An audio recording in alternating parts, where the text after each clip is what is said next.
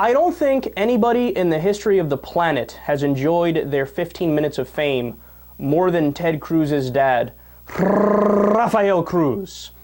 So he was giving another one of his silly speeches where he thinks he knows everything. And listen to what his idea of Christianity is. And remember, he's a minister. He's a minister, pastor, whatever it's called. I don't know exactly what it is, but he's a religious figure, let's say. He said, quote, "All of these people that want to come home with their violins to tell you, oh, we need to show mercy. You know, the Bible is so clear.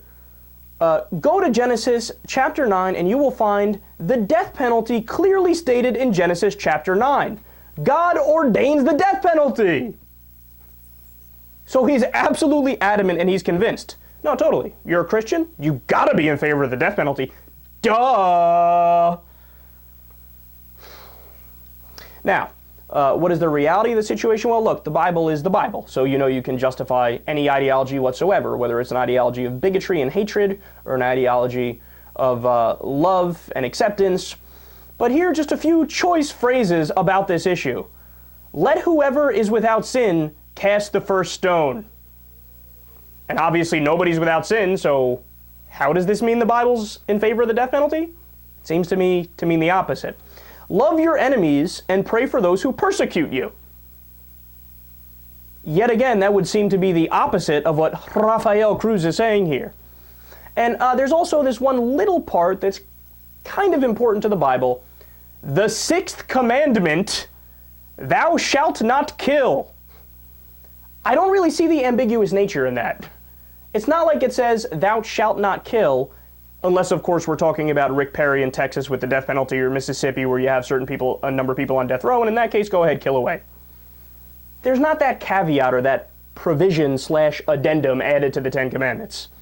Just thought I'd throw that out there. So, look, this is how he started. He started by making these bogus claims. And he continues. He's not done yet. Quote, "Look at all the massacres that we've had in the last year or two that the left is using to try to tell us that we need to control guns. Every one of those was in a gun-free zone. You want to eliminate school massacres? Have the teachers carry guns. How stupid can you be?" He actually said that. How stupid can you be if you're not in favor of teachers carrying guns in school? Would you want to send your 6-year-old to a school where the teacher is strapped? I don't know. I don't have kids, so I don't know how I feel about that. But right now, no, I wouldn't want that to happen. Also, I love the irony of him calling us stupid because the Navy Yard shooting, remember that? Yeah, the problem wasn't exactly that there were no guns there. It was a Navy Yard, and there was still a massacre. And then whenever you say that, people go, oh, no, it was just the guards who had the guns, and not every single person was wearing a gun, so yeah, that's how it happened.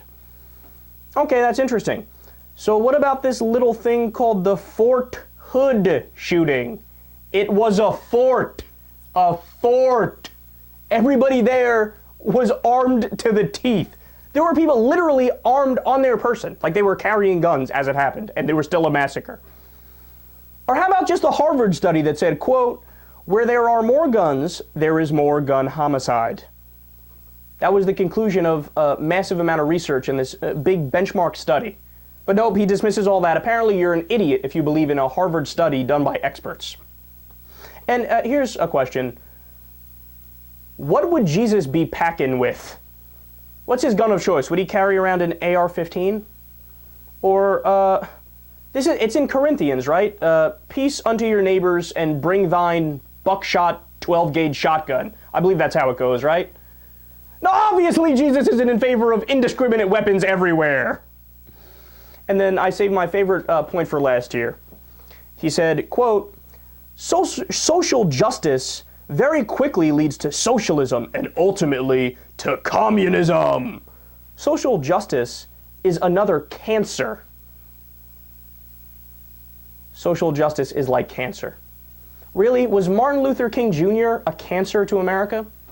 No, I do believe he is one of the best Americans in American history, and I would argue probably the single best American in American history.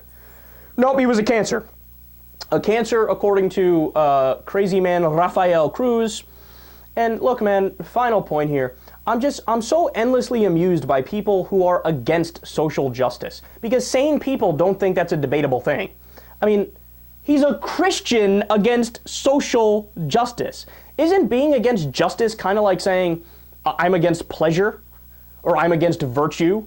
Like, it's just a blanket word that has a good connotation to it. And of course, what is social justice is trying to make sure that people don't die because they don't have health care, make sure that if you work a full-time job, you get a living wage. How can anybody look at that and say it's a bad thing? But what these guys do is they always stretch it to the absurd. They always try to say, well, no, if you raise the minimum wage and try to eliminate poverty, what you're really doing is moving us towards total communism, and next thing you know, Stalin is going to be fucking your wife and killing millions of people in the middle of Kentucky.